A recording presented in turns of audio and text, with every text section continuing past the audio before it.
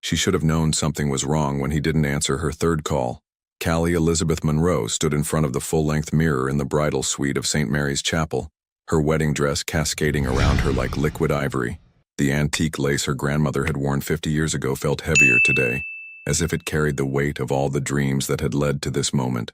Her hazel eyes sparkled with unshed tears of joy, and her long chestnut hair fell in soft waves over her shoulders, exactly the way Archer loved it. "You look absolutely radiant, sweetheart," her mother whispered, adjusting the pearl necklace that had been passed down through 3 generations of Monroe women. The small bridal room buzzed with the gentle chaos of final preparations, her bridesmaids smoothing their dusty rose dresses, her younger sister fumbling with the bouquet of white peonies and eucalyptus. But Callie's phone remained silent. She had called Archer 3 times in the past hour. The first call went straight to voicemail, his deep, familiar voice asking callers to leave a message. The second time, it rang endlessly before cutting to silence. The third call made her stomach twist with an anxiety she couldn't name. "Maybe he's just nervous," her best friend Meredith offered, noticing Callie's worried expression. "You know how men get on their wedding day. He's probably throwing up in some bathroom right now." Callie forced a laugh, but it felt hollow in her chest. Archer Nathan Maddox wasn't the type to get nervous. He was the man who had built a tech company from nothing, who gave presentations to hundreds of investors without breaking a sweat, who had proposed to her on a cliff overlooking the Pacific Ocean with the confidence of someone who knew exactly what he wanted, and what he wanted was her. He had told her so every day for the past 4 years.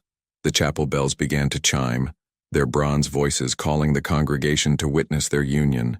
Through the small window, Callie could see guests filling the wooden pews, friends from college, Archer's business associates, her father's co-workers from the auto shop, neighbors who had watched her grow up in their small Virginia town. The late morning sun streamed through stained glass windows, painting rainbow patterns across the altar where she and Archer would promise each other forever. "It's time, honey," her father said softly from the doorway. Thomas Monroe looked distinguished in his rented tuxedo, his calloused hands that had fixed engines and built treehouses and held her through every childhood nightmare, now reaching for hers. Callie's phone buzzed. Her heart leaped as she grabbed it, expecting Archer's name on the screen. Instead, it was a text from his best man. "He's not here. I've been calling for an hour. I don't know what to do." The words blurred as Callie read them again, then again. The bouquet trembled in her hands, petals beginning to fall like snow onto the hardwood floor. Around her, the cheerful chatter of her bridal party faded into a distant hum. "Callie?" Her mother's voice seemed to come from very far away. "What's wrong?" She looked up at the faces surrounding her, concerned, confused, waiting for an explanation she didn't have. The chapel bells continued their joyful song, oblivious to the fact that the groom they were calling had simply vanished. And in that moment, Callie Elizabeth Monroe realized that some stories don't begin with "I do." Some begin with, "Where did you go?"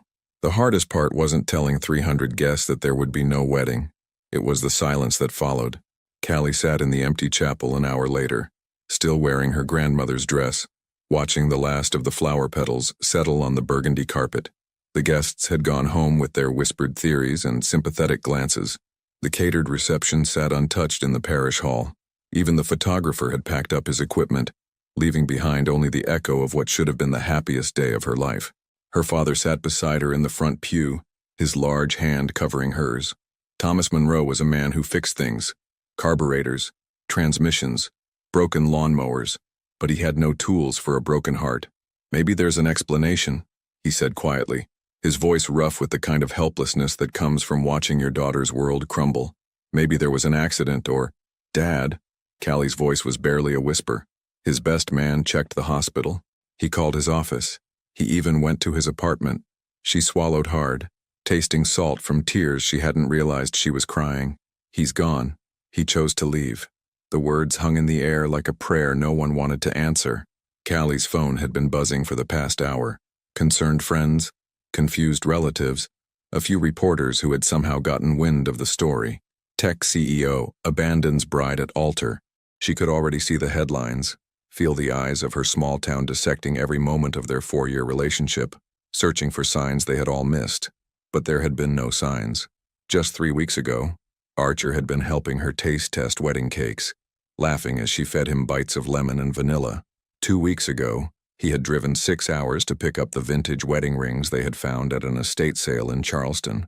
Last week, he had held her close in their shared apartment, whispering about the honeymoon in Ireland, about the house they would buy, about the children they would have.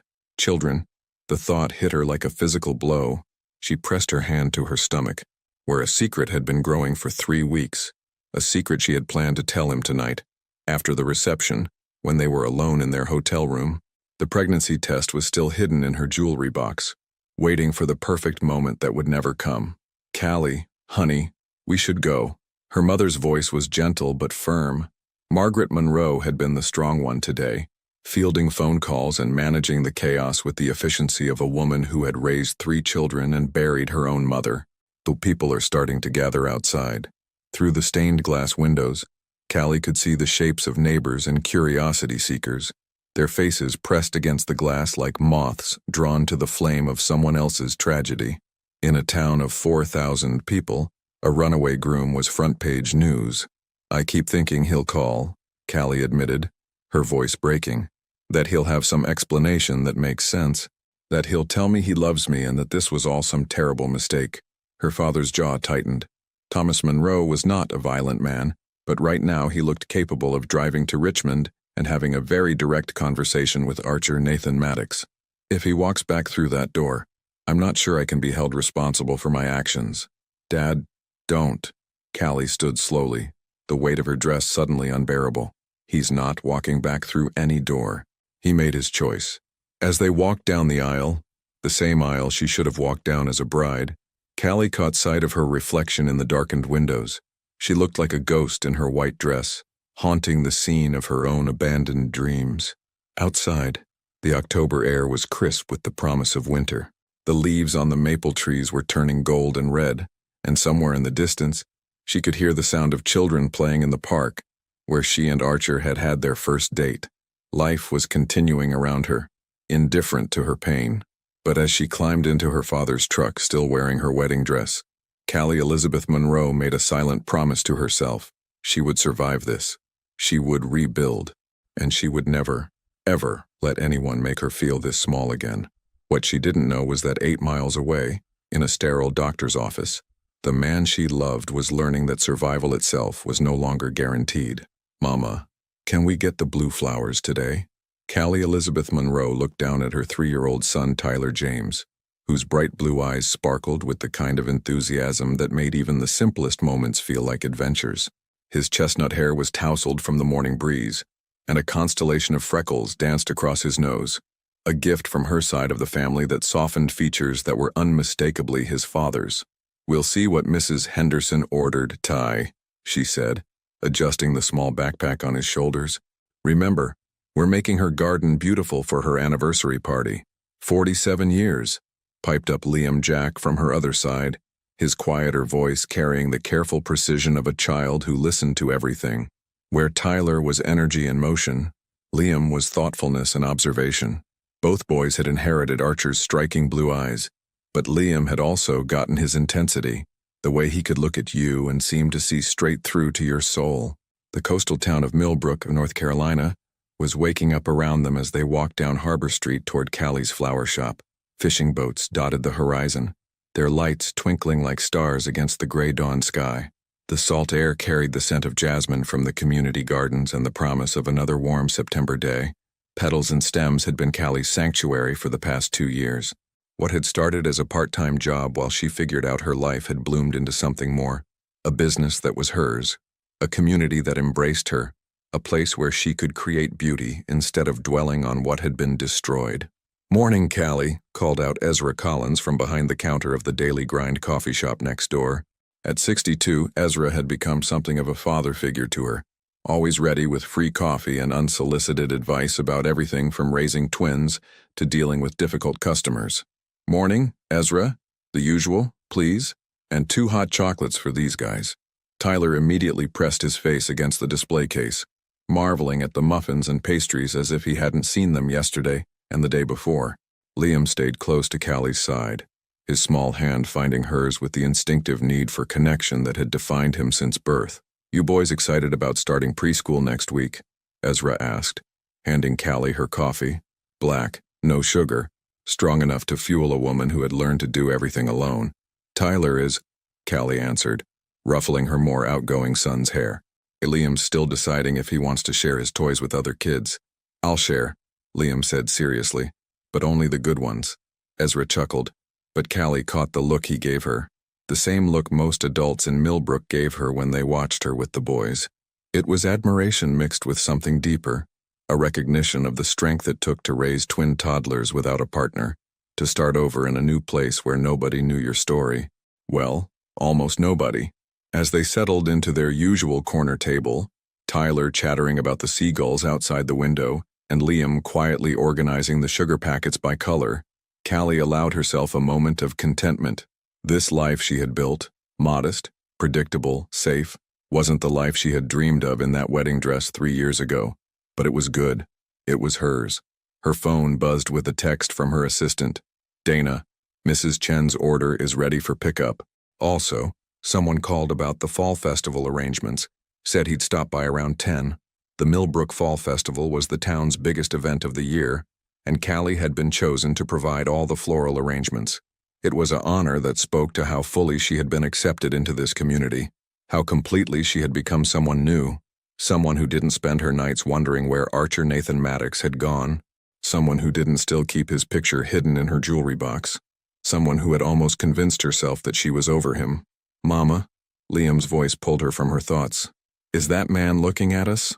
Callie glanced up, expecting to see one of the regulars, maybe old Mr. Patterson, who always waved at the boys, or Janet from the post office, who never missed an opportunity to comment on how much they looked like their father. Instead, she saw a figure standing across the street, partially hidden by the morning shadows, a tall figure with dark hair and broad shoulders, a figure that made her blood freeze and her heart forget how to beat, because sometimes the past doesn't stay buried. Sometimes it comes looking for you. Time stopped the way it does in car accidents. That suspended moment when you see the impact coming but can't move fast enough to prevent it. Callie's coffee cup slipped from her fingers, hot liquid spreading across the wooden table like spilled secrets. Across the street, partially hidden by the shadow of Murphy's hardware store, Archer Nathan Maddox stood as still as a photograph, his eyes locked on her face with an intensity that made her skin burn. 3 years.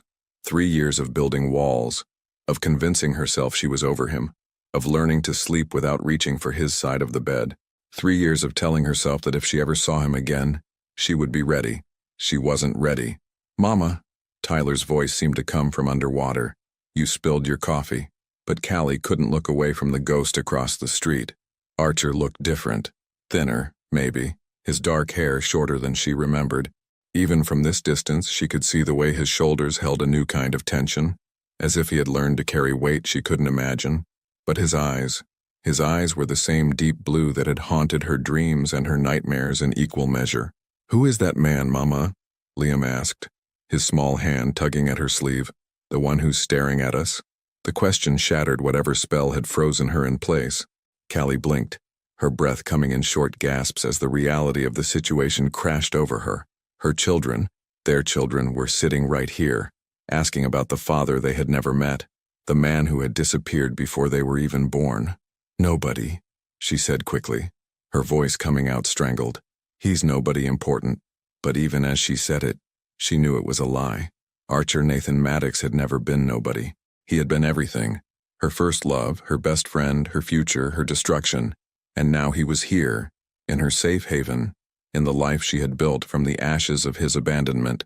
Ezra appeared at their table with a dish rag, mopping up the spilled coffee with the efficient kindness of someone who had seen enough of life to know when not to ask questions. You okay, honey? You look like you've seen a ghost. If only you knew, Callie thought, finally tearing her gaze away from the window. When she looked back, the shadow by Murphy's hardware was empty. Archer was gone, leaving her to wonder if she had imagined the whole thing. I'm fine, she lied, gathering the boys' backpacks with shaking hands. We should get to the shop. Mrs. Henderson's flowers won't arrange themselves. But as they walked the 3 blocks to petals and stems, Callie felt eyes watching her from every doorway, every parked car, every reflection in the shop windows. Her sanctuary no longer felt safe. The life she had so carefully constructed suddenly felt as fragile as tissue paper. The flower shop was her refuge, filled with the gentle chaos of blooms in various stages of arrangement. White roses for the Fletcher wedding, sunflowers for the elementary school's harvest display, and the elaborate autumn centerpieces for the fall festival that would transform Millbrook's town square into something magical. Tyler and Liam settled into their usual corner with coloring books and crayons, chattering about the cartoon they had watched that morning. For them, this was just another ordinary day. They had no idea that their world had just shifted on its axis. Callie tried to focus on Mrs. Henderson's anniversary arrangement. 47 years deserved something special, but her hands trembled as she trimmed the stems. Every time the bell above the door chimed, her heart stopped. Every shadow that passed by the window made her look up. At 10:15 the bell chimed again, and this time, when she looked up, Archer Nathan Maddox was standing in her flower shop, looking like he had stepped out of a time machine from 3 years ago. He wore a simple navy sweater and dark jeans, his hands shoved deep in his pockets, his expression a mixture of hope and terror that she recognized because she felt it too. "Hello, Callie," he said, his voice exactly the same, rich and warm and capable of turning her world upside down with 2 simple words. Tyler looked up from his coloring book, his blue eyes, so much like his father's, studying the stranger with open curiosity. "Are you here to buy flowers?" Archer's gaze shifted to the boys, and Callie watched as his face went pale, as recognition hit him like a physical blow. She saw the moment he counted backward in his head, the moment he realized what she had been carrying when he left her at that altar. "Tyler, Liam," she said, her voice steady despite the chaos in her chest. "Why don't you go color in the back room? I need to talk to this customer." But as the boys gathered their things, chattering about whether the man would buy the pretty yellow flowers, Callie knew that everything she had worked so hard to build was about to change, because some conversations can't be avoided forever, and some truths are too big to stay buried. "Don't." The word cut through the air between them like a blade. Callie stood behind her workbench, white roses scattered around her like fallen snow, her hazel eyes blazing with a fury that had been simmering for 3 years. "Don't what?" Archer asked, his voice barely above a whisper. He hadn't moved from the doorway, as if he understood that stepping further into her space would be crossing a line he might not be allowed to cross. "Don't you dare look at them like that." Her hands gripped the edge of the workbench so tightly her knuckles were white. "Don't you dare come in here and act like you have any right to them." "Callie, please. I know how this looks." "Do you?" The laugh that escaped her was sharp and bitter. "Do you really? Because from where I'm standing, it looks like the man who left me in a wedding dress 3 years ago just walked into my flower shop and saw his children for the first time. So tell me, Archer, what exactly do you think you know?" From the back room came the sound of Tyler's laughter and Liam's gentle correction about staying inside the lines. Normal sounds, safe sounds, the sounds of a life that Archer had never been part of. "They're mine," he said, and it wasn't a question. The resemblance was undeniable. The shape of their faces, the color of their eyes, the way Tyler tilted his head when he was thinking. "Jesus, Callie, they're mine, and you never what?" She stepped around the workbench, closing the distance between them with the fluid grace of someone who had learned to take up space, to stand her ground. "Never tracked you down to tell you. Never hired a private investigator to find the man who vanished on our wedding day. Never sent you a birth announcement to whatever hole you crawled into." Each word hit him like a physical blow. Archer's jaw clenched, and she could see the muscle in his cheek jumping the way it did when he was fighting to control his emotions. "You don't understand." "I understand perfectly." Callie's voice dropped to a whisper that was somehow more dangerous than shouting. "I understand that you looked me in the eye 3 weeks before our wedding and told me you couldn't wait to start our family. I understand that you helped me taste wedding cakes and pick out flowers and plan a honeymoon. I understand that you made love to me the night before you disappeared and whispered that you'd love me forever." The color drained from Archer's face. "Callie, I understand," she continued, her voice growing stronger with each word, "that while I was standing in that church in my grandmother's dress, wondering if you were dead in a ditch somewhere, you were making a choice, and that choice wasn't me. It wasn't like that. Then what was it like?" The question hung between them. 3 years of pain and confusion and sleepless nights condensed into 4 simple words. Archer opened his mouth, then closed it again.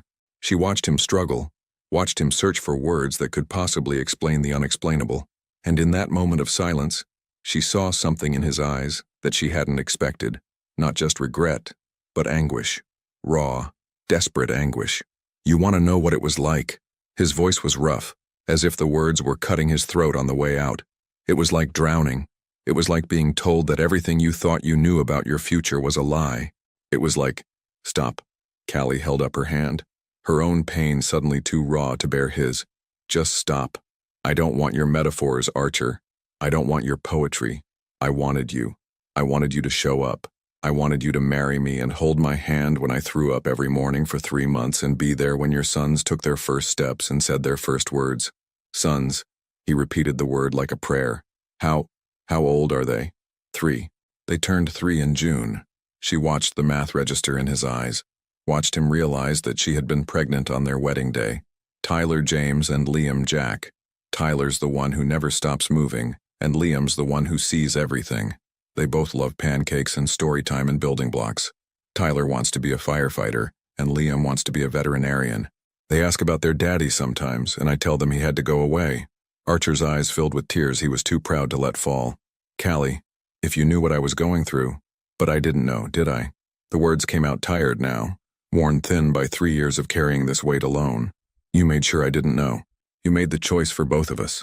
From the back room came Tyler's voice. Mama, can we have a snack? The sound of her son's voice broke the spell. Callie straightened, transforming back into the mother she had become. Strong, protective, focused on what mattered most. You need to leave, she said quietly. Callie, please, give me 5 minutes to explain. No, the word was final. You don't get to walk back into our lives and demand explanations.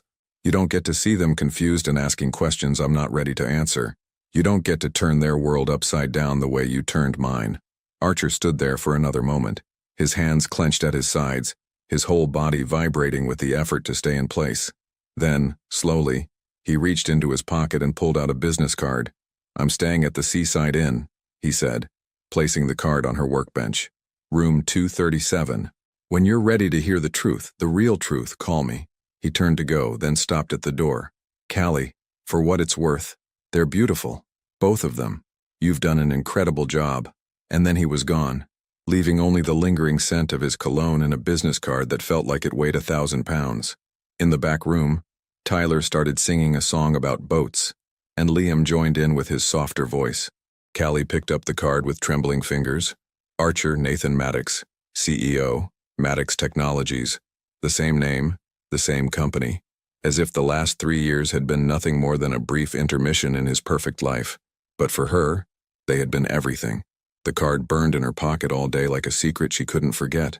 Callie went through the motions of her Tuesday routine, picking up Tyler and Liam from their playdate with the Peterson twins, grocery shopping at Miller's Market, where Mrs. Chen insisted on giving the boys free cookies, preparing dinner while they built elaborate towers with wooden blocks on the kitchen floor.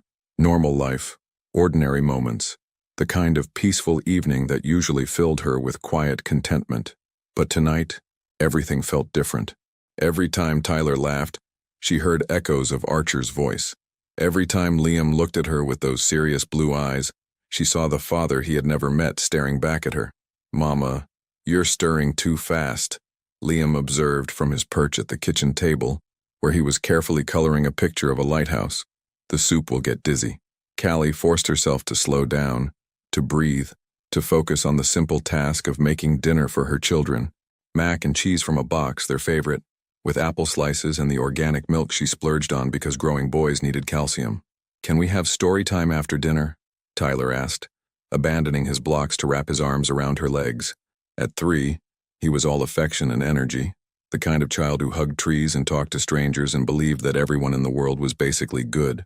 Of course, baby. She ruffled his hair, that same chestnut brown that caught the light just like Archer's. What story do you want to hear? The one about the brave captain. Tyler bounced on his toes. The one who sails far away but always comes home. Callie's hand stilled on the wooden spoon. Of all the books in their small collection, why did he have to choose that one?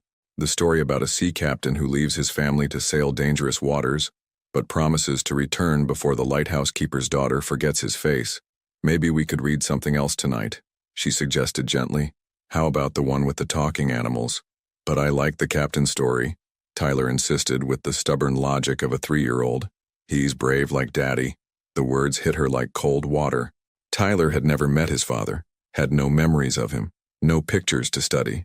But somehow, in his child's mind, he had constructed an image of a father who was brave and adventurous and would someday come home. "How do you know Daddy is brave?" she asked, kneeling down to his level.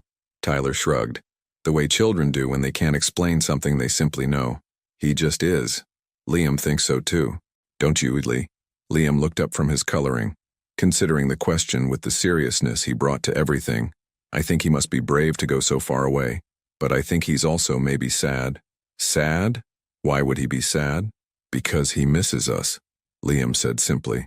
"That's what makes people go far away sometimes. When they miss someone too much, they have to leave." The wisdom in her 3-year-old's words nearly brought Callie to her knees. How could he understand something she was still struggling to process? After dinner, after baths and story time, they compromised on a book about a friendly dragon. After tucking them into their twin beds and listening to their sleepy chatter fade into silence, Callie found herself alone in her small living room, staring at Archer's business card, room 237. Her phone sat on the coffee table next to the card, its black screen reflecting the light from the lamp she had bought at a yard sale when she first moved to Millbrook. Everything in this house told the story of starting over. Secondhand furniture, mismatched dishes, photographs that began 3 years ago and showed only her and the boys.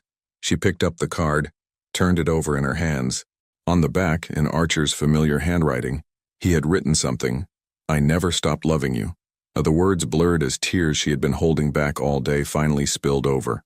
For 3 years, she had convinced herself that love wasn't enough. Love didn't show up at weddings. Love didn't answer phone calls. Love didn't send explanations or apologies or even a single text message to say he was alive. But what if she had been wrong?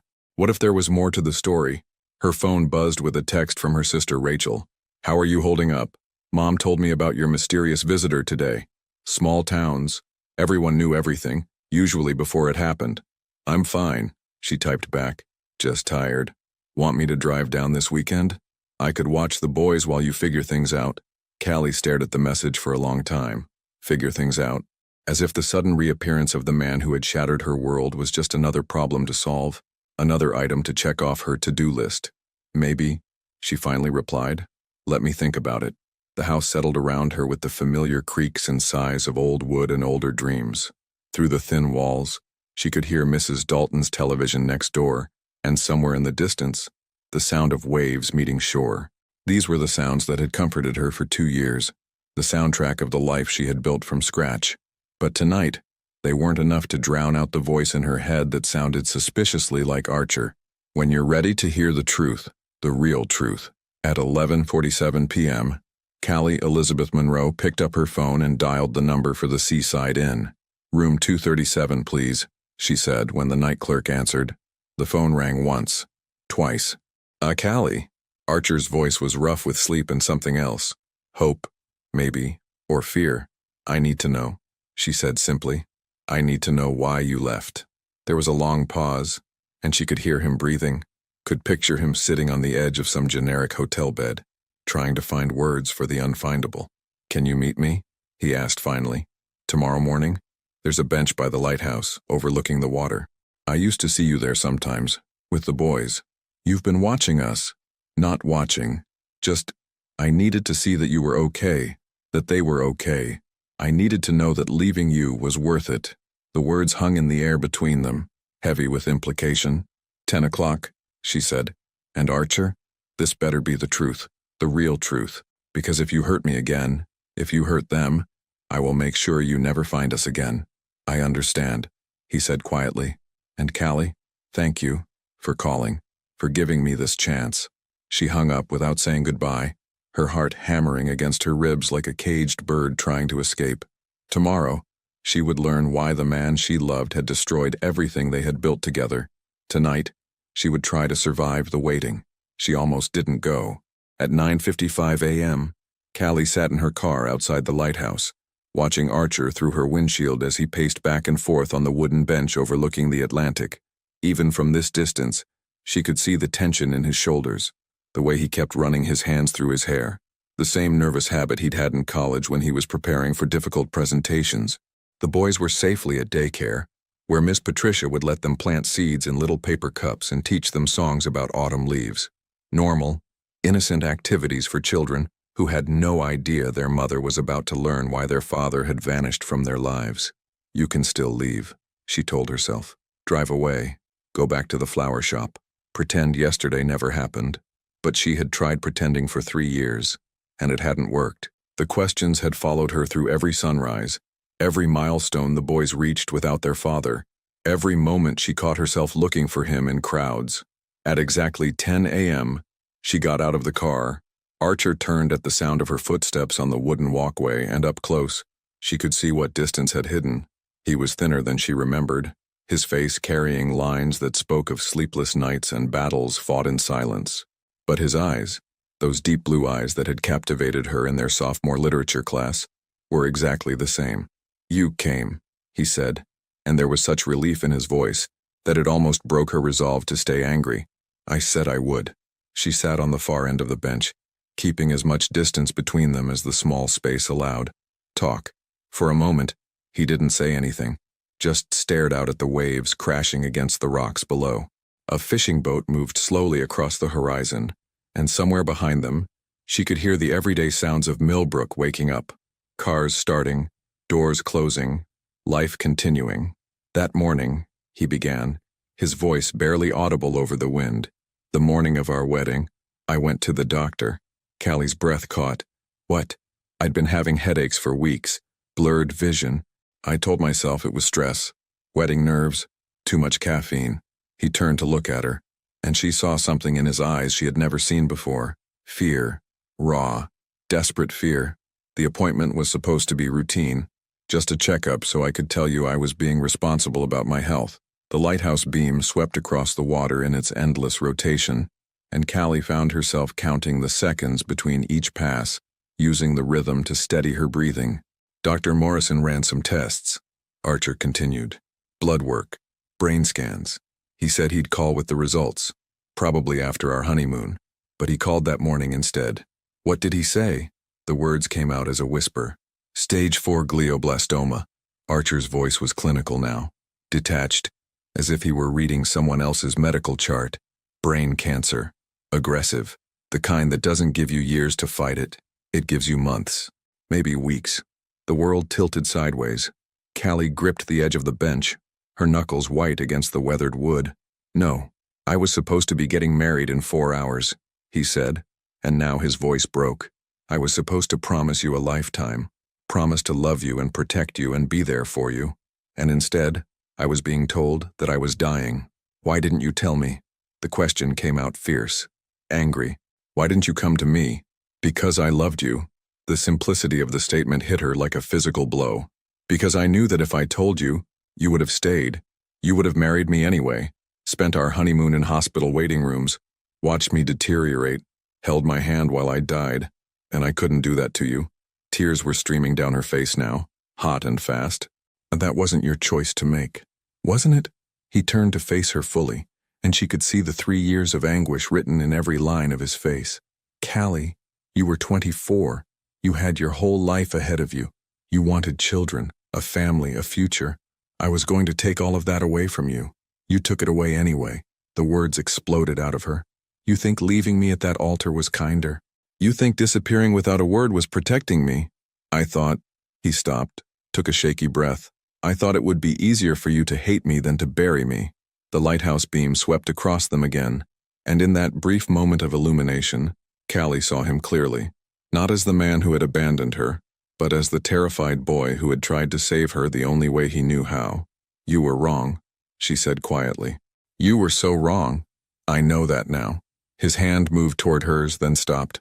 "I know I should have told you, should have given you the choice. But Callie, I was 29 years old and I had just been told I was going to die. I wasn't thinking clearly, I was just scared." "What happened?" she asked. "After you left, I drove to Boston, checked myself into Mass General, started treatment immediately. Surgery, chemo, radiation, the works."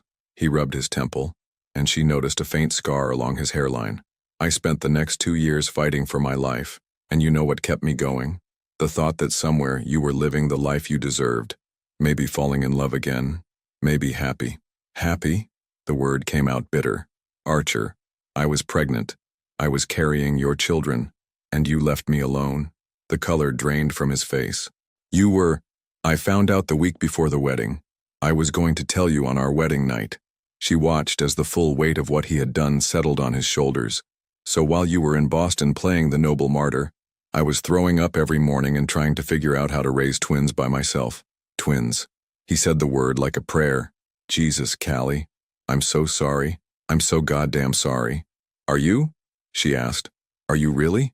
Because it seems to me like you made a decision 3 years ago, and now you're back because it's convenient for you, because you survived, and now you want to collect on the life you threw away. That's not why I'm here. Then why are you here, Archer? Why now? He was quiet for a long moment, watching the waves crash against the rocks below.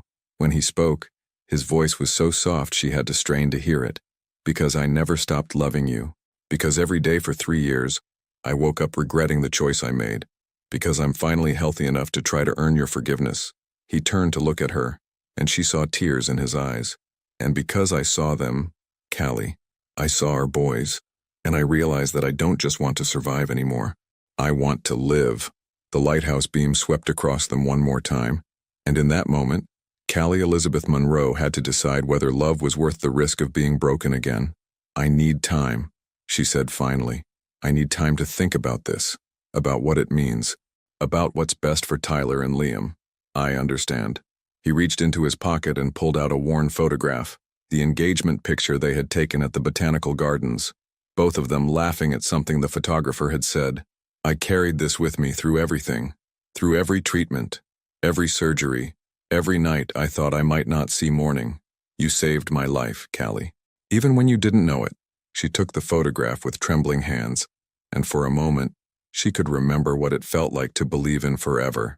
I should go, she said, standing up. The boys will be expecting lunch. Callie. He stood too, his hands shoved deep in his pockets. Whatever you decide. Thank you. For listening. For giving me the chance to explain. She walked back to her car without looking back, the photograph clutched in her hand like a piece of her own heart. Some truths, she realized, didn't make the past hurt less. Sometimes they only made the future more complicated. The photograph sat on her kitchen counter for 3 days like an accusation. Callie found herself staring at it while making coffee in the morning, while preparing the boys' own snacks, while washing dishes after dinner. In the picture, she and Archer looked impossibly young, impossibly happy, impossibly sure that love was enough to conquer anything. She had been wearing the yellow sundress he loved, the one that brought out the gold flecks in her hazel eyes. He had his arms wrapped around her from behind, his chin resting on her shoulder, both of them laughing at something that seemed hilarious at the time, but she couldn't remember now. They looked like people who believed in forever. Mama, why do you keep looking at that picture? Tyler's voice startled her out of her reverie. He was sitting at the kitchen table, carefully building a tower with his blocks while Liam worked on a puzzle nearby. Both boys had inherited their father's ability to focus intensely on tasks, though Tyler's focus usually lasted about 5 minutes while Liam could work on something for an hour. It's just an old picture, baby, she said, turning it face down on the counter. But you look sad when you look at it, Liam observed without looking up from his puzzle. At 3 hours, he was already disturbingly perceptive, able to read emotions in a way that sometimes made Callie feel like he could see straight into her soul. I'm not sad, she lied. Just thinking. About the man from the flower shop, Tyler asked, abandoning his blocks to climb onto his mother's lap, the one who looked like us. Callie's breath caught. She had hoped they hadn't noticed the resemblance, that their 3-year-old minds hadn't made the connection. But Tyler had always been observant in his own way, and Liam saw everything. What do you mean? Looked like you. He had our eyes, Liam said simply, finally looking up from his puzzle. And Tyler's chin, and my nose. Maybe. Do you think he was our daddy? Tyler asked, his blue eyes so much like Archer's, studying her face with unsettling directness. The question hung in the air like smoke. Callie had always been honest with her children, age-appropriately but truthfully. When they asked about their father, she told them he had to go away before they were born, that sometimes grown-ups made difficult choices, that it wasn't their fault. But she had never prepared for this moment. when her past would walk into her present and force her to choose between protecting them and telling them the truth. Why would you think that? She asked carefully. Tyler shrugged. The way children do when they can't explain instinct. He looked at us the way you look at us, like we were special. And he seemed sad, Liam added, setting down a puzzle piece. The way you get sad sometimes when you think we're not looking. The wisdom in her 3-year-old's words nearly brought her to her knees. How could they understand something she was still struggling to process? Before she could answer, her phone rang. The display showed her sister Rachel's number, and Callie grabbed it gratefully, needing the distraction. How are you holding up? Rachel asked, without preamble. At 31, her older sister had always been the practical one, the problem solver, the voice of reason when Callie's romantic heart led her astray. I'm fine, Callie said automatically, stepping into the living room where the boys couldn't overhear. Everything's fine. Mom told me he's been staying at the Seaside Inn for a week, that he's been asking around town about you and the boys. Small towns. Nothing stayed secret for long. We talked, Callie admitted. He explained why he left. There was a pause. And I don't know what to do with the explanation. Another pause, longer this time. Rachel knew her well enough to read between the lines. Cal, honey, I need to ask you something and I need you to answer honestly. Do you still love him? The question she had been avoiding for 3 days hit her like a physical blow. It doesn't matter if I love him. Of course it matters. It's the only thing that matters. No, Callie said fiercely. What matters is Tyler and Liam. What matters is protecting them from getting hurt the way I got hurt. But what if he doesn't hurt them? What if he's really changed? What if he gets sick again? The words tumbled out before she could stop them. What if he comes into their lives and becomes their whole world and then he dies? How do I explain that to 3-year-olds? How do you explain to them that you kept their father away from them when he wanted to be part of their lives? The question silenced her. Through the doorway, she could see Tyler and Liam playing together. Tyler chattering about his blocks while Liam listened with the patience of someone twice his age. They were good boys, happy boys, well-adjusted despite growing up without a father. But what if they didn't have to grow up without him anymore? I'm scared, Rach, she whispered. I know, honey, but being scared isn't a reason to make a decision. Love is a reason. Fear is just fear. After hanging up, Callie returned to the kitchen to find both boys standing by the counter, staring at the overturned photograph. Can we see it? Liam asked quietly. See what? The picture that makes you sad. Against her better judgment, Callie turned the photograph over. Both boys studied it intently, their small faces serious with concentration. You look happy, Tyler observed. You look like you love him, Liam added with the devastating honesty of childhood. I did love him, Callie said softly. Very much. What happened to him? Tyler asked. He got scared, she said, surprising herself with the simplicity of the answer. He got scared and he made a bad choice. But he came back, Liam pointed out. Scared people can come back if they're brave enough. Sometimes, Callie agreed. Are you going to see him again? Tyler asked. I don't know, baby. It's complicated. Grown-up stuff is always complicated, Tyler said with the exasperated wisdom of a 3-year-old. But love isn't complicated. Love is just love. That afternoon, while the boys napped, Callie found herself walking along the beach, the photograph tucked in her pocket. The October air was crisp with the promise of winter, and the waves crashed against the shore with a rhythm that usually calmed her. But today, nothing could calm the storm in her chest. She thought about Archer's words at the lighthouse, about the fear in his eyes when he talked about dying. She thought about the scar on his temple, the thinness in his face that spoke of battles fought in hospital rooms. She thought about the photograph he had carried through 2 years of treatment, and the way he had looked at Tyler and Liam in the flower shop, like he was seeing miracles. But mostly, she thought about her son's words. Love is just love. As the sun began to set over Millbrook, painting the sky in shades of pink and gold, Callie Elizabeth Monroe pulled out her phone and sent a text to the number on Archer's business card. Can you meet me tomorrow? Same place, same time. There are things we need to discuss. The response came almost immediately. I'll be there. She slipped the phone back into her pocket and turned toward home, where 2 little boys with their father's eyes were waiting for dinner and story time and all the ordinary magic of a Tuesday evening. Tomorrow, she would have to decide whether love was worth the risk of building a family that could be broken again. Tonight, She would hold her children close and try to imagine what forever might look like if she was brave enough to reach for it. She brought the boys with her. It wasn't planned. Tyler had woken up with a slight fever, and Liam had refused to leave his brother's side, clinging to him with the fierce loyalty that had defined their relationship since birth. The babysitter had canceled, and Callie had stood in her kitchen at 9:30 a.m., fully dressed and ready to make the most important decision of her life, with no one to watch her children. So she loaded them into the car with juice boxes and coloring books, telling herself it was just practical. But deep down, she knew the truth. If Archer wanted to be part of their lives, he needed to see all of it.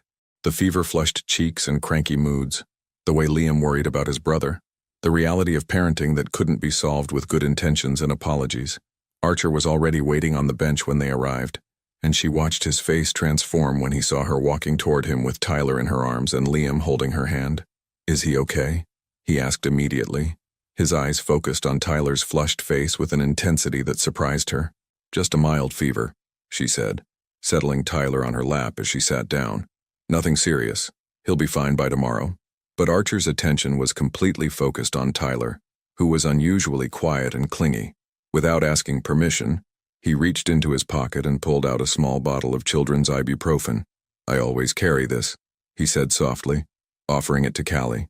"Old habit from when I was sick. Fever was my enemy for a long time."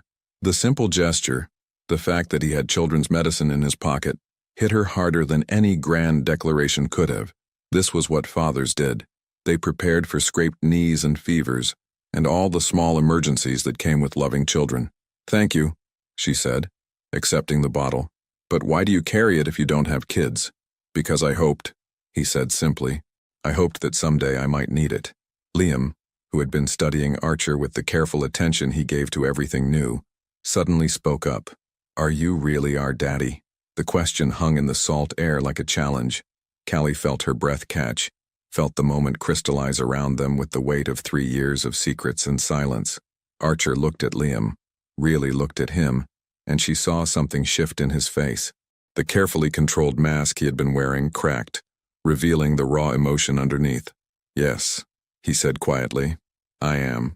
"Where have you been?" Tyler asked, his voice muffled against Callie's shoulder but carrying the simple directness that only children possess. "I was sick," Archer said, and his voice was steady despite the tears she could see gathering in his eyes. "Very sick, and I thought it would be better for you and your mama if I went away." "That was stupid," Liam said with the brutal honesty of a 3-year-old. Despite everything, Callie found herself smiling. "Liam, that's not polite." "But it's true," Liam insisted, still studying Archer. "Mama was sad when you went away. She tries to hide it, but I can tell." "Liam's right," Tyler added, lifting his head to look at Archer. "Mama gets sad sometimes when she thinks we're asleep. She looks at pictures and cries." Archer's composure finally broke. Tears slipped down his cheeks as he looked at these 2 little boys, his sons, who saw their mother's pain with the clarity that adults often missed. "I'm sorry," he whispered. "I'm so sorry. I thought I was protecting you, but I was wrong. I hurt the people I love most in the world, and I've regretted it every single day." "Are you still sick?" Liam asked. "No," Archer said. "The doctors say I'm healthy now, but even if I wasn't, I wouldn't leave again. I promise you that." Tyler studied him for a long moment, then reached out with one small hand to touch the scar on Archer's temple. "Does it hurt?" "Not anymore," Archer said softly. "Good," Tyler said matter-of-factly. "Hurt is no fun." And then, with the easy acceptance that only children possess, Tyler climbed down from Callie's lap and walked over to Archer. He studied him for another moment, then climbed up onto his lap as if he had been doing it his whole life.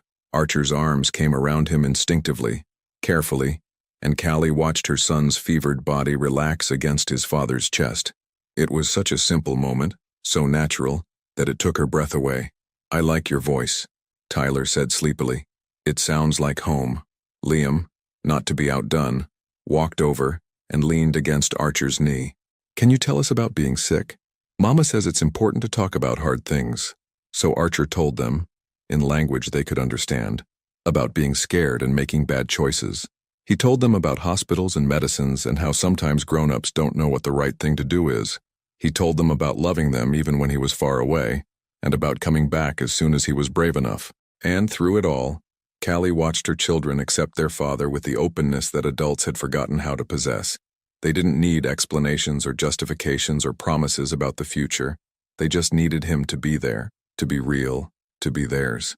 "I have something for you," Archer said eventually, reaching into his other pocket. He pulled out 2 small wooden boats, perfectly carved and painted blue and green. "I made these while I was getting better. I hoped that someday I might have little boys who would like them." Tyler and Liam examined the boats with the reverence children reserved for special treasures. Each boat had their initial carved into the hull, T for Tyler, L for Liam, and tiny white sails that caught the ocean breeze. "They're beautiful," Callie said softly, and she meant it. She could picture Archer in some hospital room, carving these boats with shaking hands, holding on to hope when hope seemed impossible. "Can we sail them?" Tyler asked, already feeling better now that he had something to distract him from his fever. "Of course," Archer said. "That's what boats are for." They walked down to the water's edge, and Callie watched as Archer showed the boys how to launch their boats in the shallow waves. He was patient and gentle, answering their endless questions, catching Tyler when he stumbled on the wet sand, helping Liam retrieve his boat when it drifted too far out. This was what she had dreamed of 3 years ago, watching the man she loved play with their children, seeing her family complete and whole. It was everything she had grieved for, everything she had convinced herself she would never have. "He's good with them," she said to herself, not realizing she had spoken aloud. "I want to be," Archer said, appearing at her side while the boys played in the shallow water. "I want to be good at this, Callie. I want to learn their favorite foods and their bedtime stories and what makes them laugh. I want to be there when they're sick, and when they're scared, and when they have something wonderful to share. I want to be their father, not just the man who gave them his DNA." "And what about me?" she asked quietly. "What do you want from me?" He turned to face her fully, and she saw everything in his eyes, love and regret, and desperate hope, and the kind of vulnerability that only came from facing death and choosing to live anyway. "I want your forgiveness," he said. "I want the chance to love you the way I should have loved you 3 years ago. I want to build something new with you, something stronger than what we had before. I want to be the man you deserve, the father our boys deserve. And if you get sick again, then we'll face it together," he said without hesitation. "All of us, as a family, the way it should have been from the beginning." Callie looked out at her children playing in the waves. Their laughter carried on the salt air like music. Tyler was chattering excitedly about his boat's adventures, while Liam carefully guided his through imaginary harbors. They looked happy, they looked complete, and for the first time in 3 years, so did she. "Okay," she said quietly. "Okay, okay. We'll try. We'll take it slow. We'll be careful, but we'll try." The smile that spread across Archer's face was like sunrise after the longest night. He reached for her hand, and this time, she didn't pull away. "Thank you," he whispered. "Thank you for giving us a chance." From the water's edge, Tyler's voice called out to them, "Mama, Daddy, come see how far my boat can go." Daddy. The word hung in the air between them, simple and profound and full of possibility. Hand in hand, they walked toward their children, toward the future they were brave enough to build together. Some love stories, Callie realized, don't end with a wedding. Sometimes they begin with the courage to try again. The call came at 2:17 a.m. on a Tuesday, 3 weeks after their first family afternoon at the beach. Callie's phone shrieked through the darkness, jolting her from the first peaceful sleep she'd had in years. The number on the screen was one she didn't recognize, but the area code was local. In small towns, middle-of-the-night calls usually meant one of 3 things: death, birth, or disaster. "Hello," she whispered, slipping out of bed and into the hallway so she wouldn't wake the boys. "Mrs. Monroe, this is Dr. Sarah Phillips at Millbrook General. I have Archer Maddox here, and you're listed as his emergency contact." The words hit her like ice water. "What happened? Is he okay?" "He's stable now, but he came in about an hour ago with severe abdominal pain.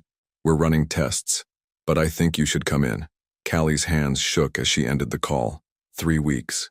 3 weeks of careful steps toward building something new, of watching Archer become the father Tyler and Liam had always deserved, of allowing herself to believe that maybe, just maybe, they could have their happily ever after. 3 weeks, and now this. She called her neighbor Mrs. Dalton, who arrived in 10 minutes wearing a bathrobe and carrying a thermos of coffee. Go, the older woman said simply. I've raised 5 children. These 2 will be fine.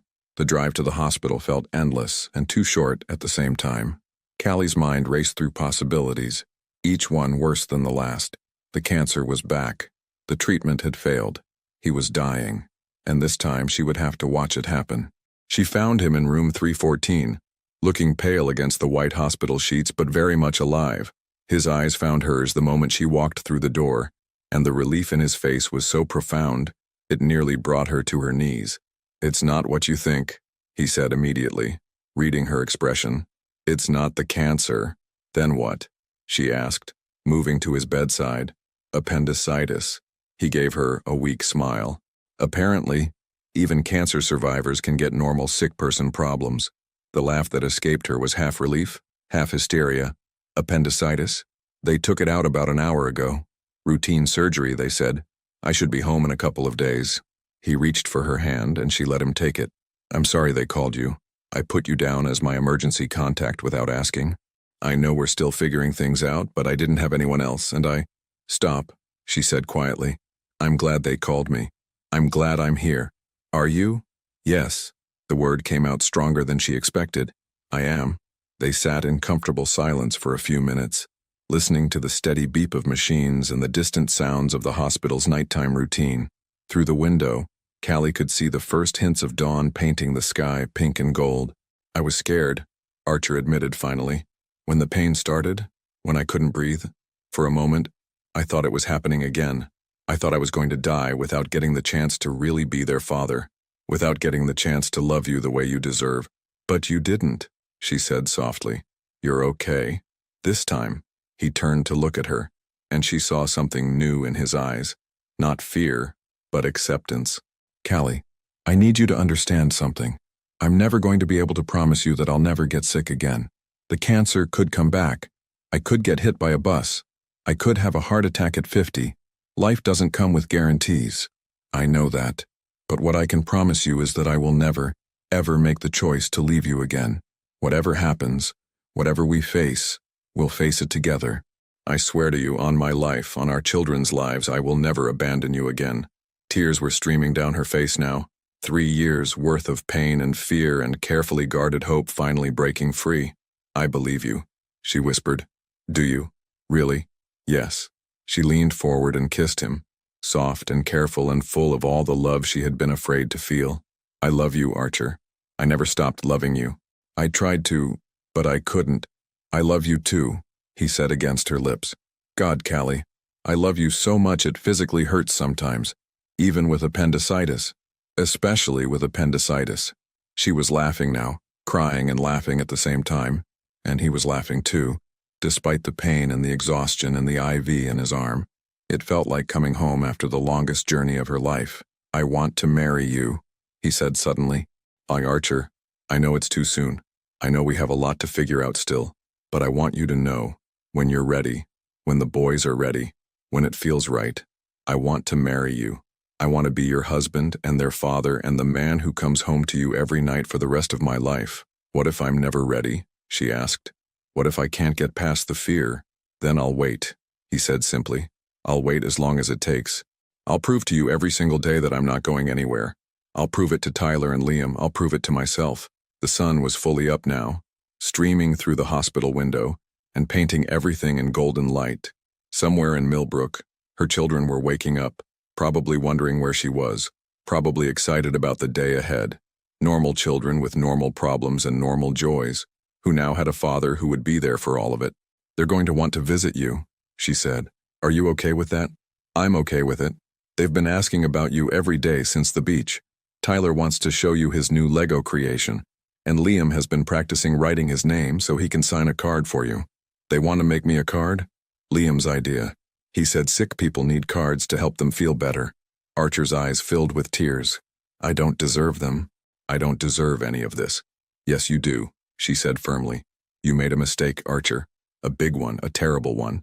But it was made out of love and fear, not selfishness or cruelty. You've spent 3 years paying for it. It's time to forgive yourself. Can you forgive me? I already have. The words surprised her with their truth. I forgave you the moment you told me the truth at the lighthouse. I just wasn't ready to admit it yet. Doctor? Phillips knocked on the door then, entering with a clipboard and a professional smile. Good morning, Mr. Maddox. How are you feeling? Like I got hit by a truck that was carrying smaller trucks, Archer said, but he was smiling. But better. Much better. Good. The surgery went perfectly and your recovery should be straightforward.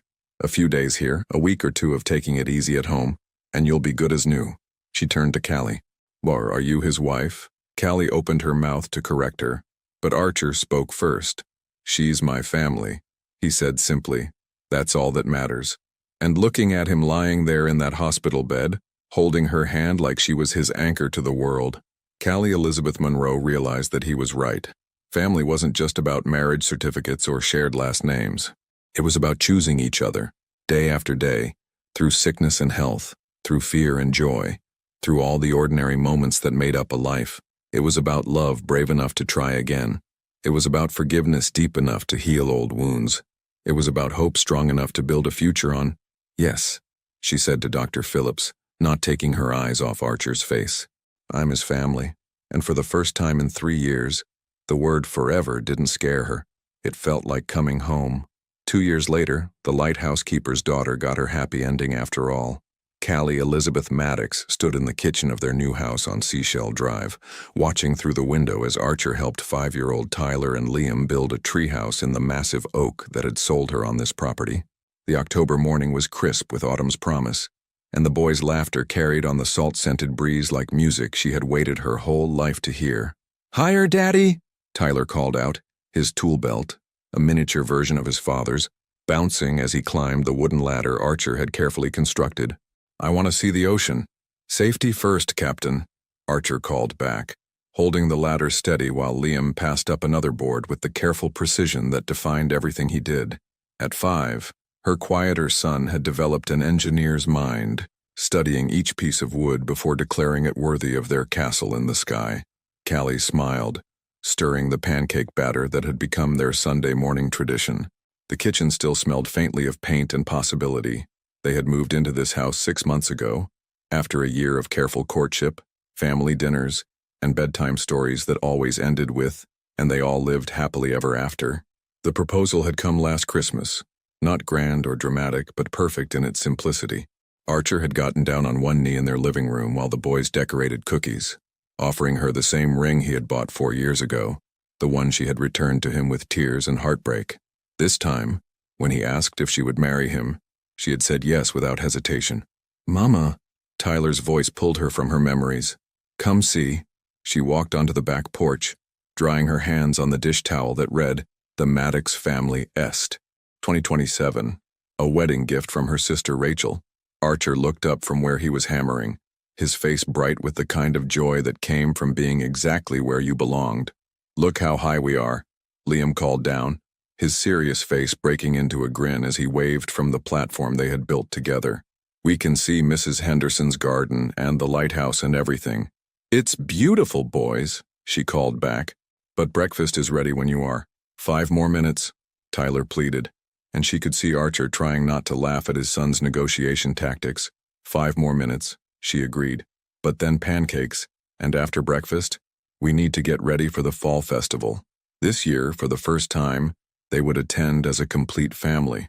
Archer had volunteered to help with the pumpkin carving station, while Callie provided the floral arrangements, a partnership that had become the foundation of everything they built together. Her phone buzzed with a text from Dana, her assistant at the flower shop. Mrs. Chen wants to know if you can do the flowers for her granddaughter's sweet 16. I told her you're booked solid until December, sir, but she's persistent. Callie smiled, typing back, Tell her we'll make it work. We always do. Petals and stems had grown beyond her wildest dreams, expanding into wedding planning and event design. Last month, she had hired 2 additional designers, and there was talk of opening a second location in the next town over. But success felt different now, sweeter, more meaningful, when shared with someone who understood that dreams were better when built together. Callie? Archer's voice was closer now, and she looked up to find him standing at the bottom of the porch steps, sawdust in his hair and contentment in his eyes. The boys want to know if they can have hot chocolate with their pancakes. It's 70 degrees outside, she pointed out. I know, but apparently, treehouse building requires hot chocolate, regardless of temperature. Of course it does, she laughed, reaching out to brush the sawdust from his hair. How's the construction going? Good, really good. Tyler wants to paint it blue like the ocean, and Liam thinks we should add a rope ladder for emergencies. They're both convinced it needs a flag. What kind of flag? One that says Maddox Boys Only, he said with a grin. Though Tyler made an exception for you. He said mamas are always allowed in tree houses. How generous of him. Archer stepped closer, his hands finding her waist with the easy familiarity of 2 years of learning each other again. There's something else they want to add to the treehouse. What's that? A room for the baby. Callie's breath caught. Archer, I know we said we'd wait, he said quickly. I know we're still figuring everything out, still building this life together. But watching them up there, seeing how happy they are, how secure they feel, I can't help but think about how amazing it would be to have another little person to love. Is that your biological clock talking? Or are you just feeling sentimental because they called you daddy without prompting? Both, he admitted. Definitely both. She looked up at their sons, because that's what they were now, legally and completely, laughing as they planned their fortress in the sky. Tyler was gesticulating wildly as he explained his vision, while Liam listened with the patience of someone who had learned that big dreams required careful planning. What do you think? Archer asked softly. Are we ready for 3 kids under 6? I think, she said, standing on her tiptoes to kiss him, that we're ready for whatever comes next. Together. Is that a yes? That's a, let's see what happens, she said. But yes, I'd love to have another baby with you. The smile that spread across his face was like sunrise after the longest night. He spun her around on the porch, both of them laughing like teenagers, until Tyler's voice called down from the treehouse. Are you guys being gross again? Probably, Archer called back. Come down for breakfast, and we'll try to keep the grossness to a minimum. As they walked back into the house, Archer's arm around her waist, the boys racing ahead to wash their hands, Callie caught sight of their wedding photo on the mantel. It had been a small ceremony, just family and close friends, held on the beach where they had first reconnected. She had worn a simple white dress and carried wildflowers from her own shop. Archer had cried when she walked down the aisle, and Tyler and Liam had served as ring bearers, taking their job so seriously that the entire congregation had laughed with joy. In the photo, they were all holding hands, her and Archer in the center, Tyler and Liam on either side, with the lighthouse visible in the background. They looked like what they were, a family that had fought for each other, a love story that had refused to end with heartbreak. Mama, Liam said, climbing onto his chair at the kitchen table. Will you tell us the story again? Which story, sweetheart? The one about how you and Daddy found each other. It had become their favorite bedtime story, the tale of a princess who waited for her prince to come home, and a prince who had to learn how to be brave enough to stay. She had adapted it for young ears, turning cancer into a dragon that had to be defeated, turning fear into a spell that had to be broken with love. After breakfast, she promised, and after the fall festival, and after baths and teeth brushing, and after treehouse building, Tyler added, and after treehouse building, she agreed, as they ate pancakes and hot chocolate in their sunny kitchen, as Archer helped Tyler cut his food and reminded Liam to drink his milk, as their ordinary Sunday morning unfolded with all its beautiful, mundane magic. Callie thought about the woman she had been 3 years ago. That woman had believed that love was fragile, that happiness was temporary, that the only way to protect your heart was to guard it carefully. She had learned instead that love was resilient, that happiness was a choice made daily, and that the bravest thing you could do was trust someone with your whole heart. Later that day, at the fall festival, she would watch Archer teach a group of children how to carve pumpkins, his patience endless as he guided small hands with sharp tools. She would see Tyler make friends with every child in Millbrook, and Liam quietly help the younger kids when they struggled with their jack-o'-lanterns. She would stand in the town square surrounded by the flowers she had arranged, holding hands with the man she had chosen to love again, watching their children play under string lights and stars. And she would think, as she had thought every day for the past 2 years, some love stories don't end. They just learn how to begin again, and again, and again, forever. Would you have the courage to love someone like this? What would you have done in Callie's place, forgiven him immediately, or made him work harder to earn your trust back? Share your thoughts about second chances and the kind of love that survives even the hardest tests. Your participation in our channel is very important to us. Please leave your thoughts in the comments below. Thank you for watching. If you enjoyed the story, please subscribe to our channel and leave a comment below letting us know what you thought. Your feedback and support mean a lot to us.